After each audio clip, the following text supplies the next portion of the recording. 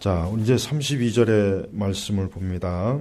거기 보니까 무리가 예수님께 대하여 이렇게 수군거리는 것을 바리새인들이 들었다. 그리하여 대제사장들과 바리새인들이 그분을 잡으려고 하인들을 보내니. 자, 보십시오. 예수님은 이 사역의 벌써 초기부터 대제사장들과 바리새인들의 아주 뭐라 그럴까, 미움의 대상, 또 혐오의 대상, 깊이 물론 낙인을 찍혔어요. 여러분, 우리 예수님의 삶을 우리가 한번 지금과 같은 이런 감상주의적 기독교, 오늘날 기독교는 감정의 기독교, 감정의 기독교. 누가 한번 이 감정의 기독교로 책을 한번 쓰면 좋겠어요. 근데 이런 기독교는 성경에 없어요. 우리가 이건 제가 항상 자주 얘기하니까 아마 다 우리 청년들은 다 이해할 거예요. 내가 칼럼을 많이 읽어본 사람들은 지금과 같은 이런 형태의 기독교는 성경에서 절대 발견할 수 없습니다. 그럼 뭐냐? 그럼 어느 게 그럼 맞냐? 당연히 성경이 맞죠. 우리는 이 감정에 묻힌 이 기독교를 지금 우리가 보고 있고, 우리도 그 안에 있어요. 사실 우리 안에도 그런 게 있어요. 그게 상당히, 그러니까 사실은 어느 누구든 자기 시대를 벗어날 수는 없잖아요. 아무리 대단한 사람도 벗어날 수는 없다고. 아무리 발버둥 쳐도 안 돼. 예수님을 굉장히 예수님의 삶을 여러분 한번 보십시오. 여러분이 성경을 한번, 복음서를 한번 언제 시간 내갖고 마태복음부터 요한복음 끝까지 읽어보세요. 한번 시간 내가. 그거 얼마 안 걸려요. 복음서는. 예수님의 삶을 한번 솔직하게 딱 지금과 같은 그 감정의 기독교의 관점으로 예수님을 보면 예수님은 어떤 분입니까?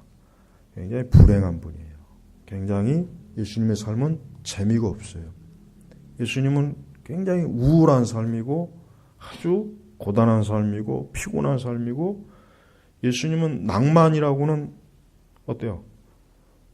아주 새끼 발톱만한 낭만이 없어요. 예수님은 항상 우리 주 예수님은 보면은 늘 쫓겨다녀야 되죠. 이렇게 비방을 받죠. 벌써부터 바리새인과 대제사장, 이 권력자들에 의해서 표적이 되어 있죠. 항상 예수님을 누군가가 감시하죠. 늘 예수님을 트집 잡으려고 하는 또 주변에 있는 또 시비 거는 자가 있죠.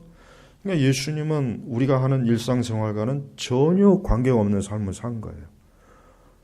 그런데 우리는 예수님을 믿는다고 하고 예수님의 말씀을 읽고 예수님 말씀을 따른다고 해요. 이게 됩니까? 안 되는 거예요. 그러나 초대교회 때는 초대교회 신자, 여기서 초대교회는 우리 한국교회를 말하는 게 아니고 1세기의 신자들은 예수님과 거의 비슷한 삶을 살았어요. 자, 그렇다 한번 생각해봐요. 누가 더 예수님을 잘 알겠습니까? 그들이 더 잘 알죠. 그러니까 우리 지금 이 시대는 굉장히 아주 낭만주의적 기독교, 제가 다른 표현을 또 쓸게요. 좀 더 낭만주의적인 기독교이기 때문에 지금의 이런 기독교 안에서는 어떤 영혼도 하나님 만나기는 어려워요. 성령의 역사가 있다고는 절대로 할 수가 없어요. 물론 성령은 모든 걸 초월하시는 분이기 때문에 다 그렇지는 않겠지만, 그러나 지금과 같은 이런 낭만주의적인 기독교에서는 이 안에서는 성경에서 말하는 이 생명력이 있는 이 복음과 은혜가 이게 역사하기가 어려운 거예요. 힘든 거예요.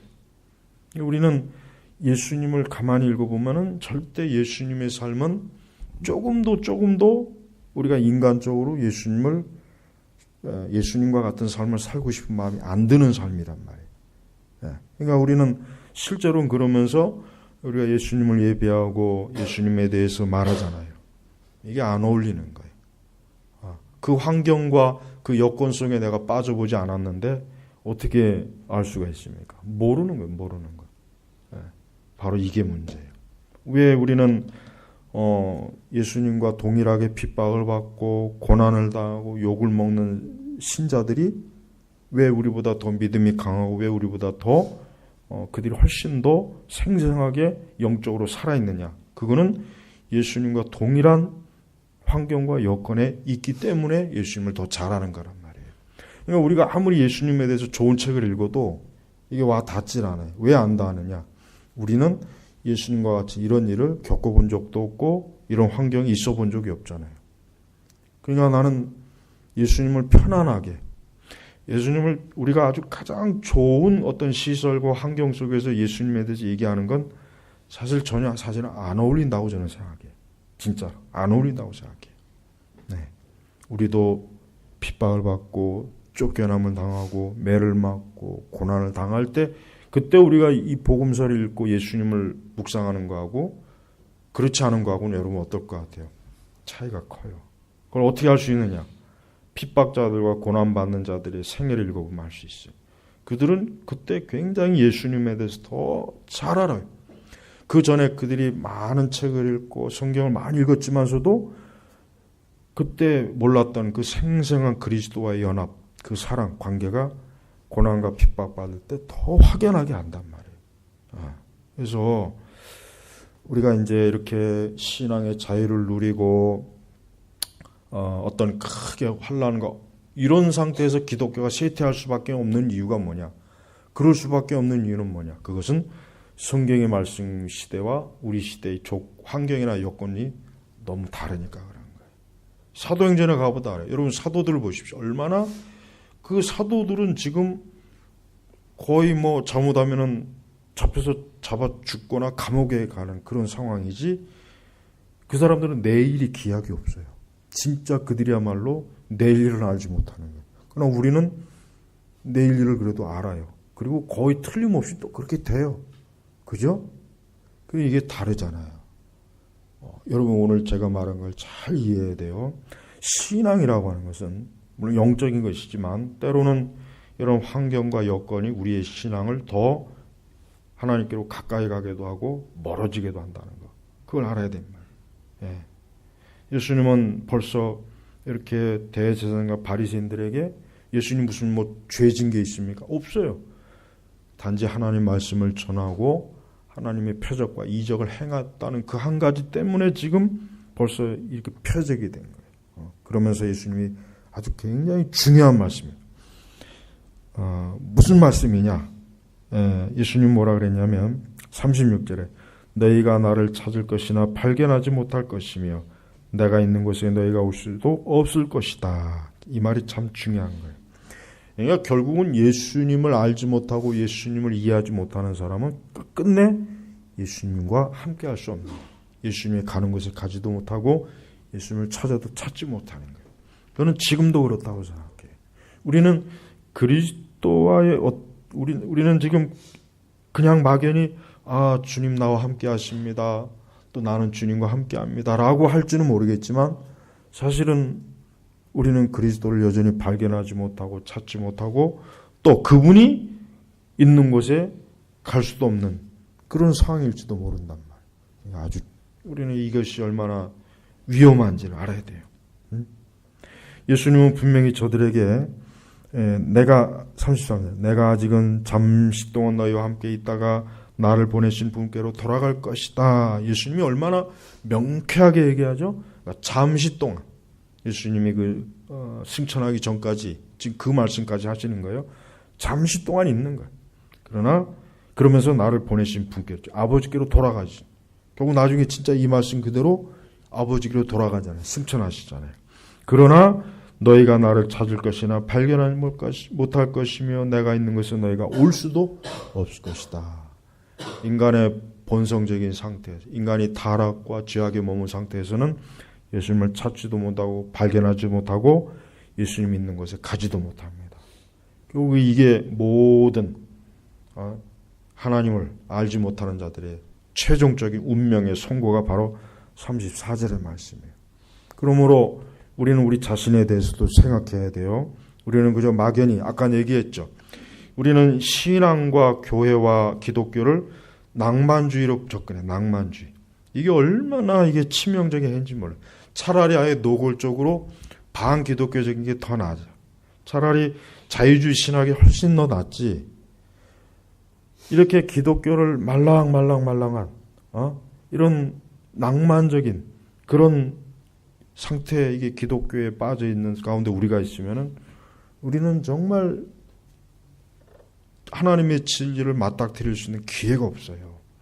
기회가 없는 거예요. 기회가. 그래서 여러분들이 신앙생활 할 때 어떻게 되느냐? 여러분들은 하나님의 말씀이 진짜인지 아닌지를 한번 시험해 보는 필요가 많아요. 그럴 필요가 많은 거예요. 과거에 위대한 선교사 허드슨 테일러나 특히 중국에 많이 파송했던 그 선교사들 있죠. 그 사람들을 보면은 다 그렇게 했잖아요. 그렇게 한 거예요. 그렇게. 그러니까 그들은 뭐 엄청난 신학서적을 읽지 않아도 누구보다도 하나님을 잘 알아요. 난 그게 너무나 차이가 많아. 내가 어느 날 많은 책을 읽었어도 나중에 보면은 남는 게 없어. 남는 게 없는 거예요. 아무것도 내가 뭘 안다고 할 수가 없어. 하나님에 대해서. 그 왜 그럴까요? 그거는 우리가 아직 하나님의 말씀을 실제적으로 이거를 체득하지 못했기 때문에 그래요. 그러나 우리는 하나님의 말씀은 살아있는 말씀이고 성령께서 주시는 말씀이기 때문에 문제는 내게 있는 거지 말씀이 있는 게 아니에요. 그렇죠? 그러나 이 자유주의 근대 신학에서는 말씀이 문제가 있다고 말씀을 난도질해 놨잖아요. 거기서 파생된 신학이 얼마나 또 큰 해를 끼칩니까? 그러나 반대로 또 이렇게 낭만주의적인 기독교는 이건 더 위험한 거예요. 이거는 자기가 끓는 물에 서서히 끌려가면서 삶아지는 거예요. 여러분, 예수님이 실제로 어떻게 이 땅에 계실 때 어떻게 그분이 행하셨고 어떻게 사셨는지를 여러분이 진지하게 봐야 돼요. 말씀을 대충 보지 말고 한번 세심하게 살펴보란 말이에요. 복음서를 세심하게 읽어봐요. 그럼 거기에서 성령께서 우리 주님에 대한 엄청나게 많은 것들을 알려주실 거예요. 여러분들은 주님을 찾고 발견하고 주님이 있는 곳에 가야죠. 우리는 그래야 돼요. 그렇습니다. 그렇지 못하는 것은 엄청난 재앙, 인간으로서의 영원한 우리 운명이 말로 닿을 수 없는 어두운 재앙이란 말이에요.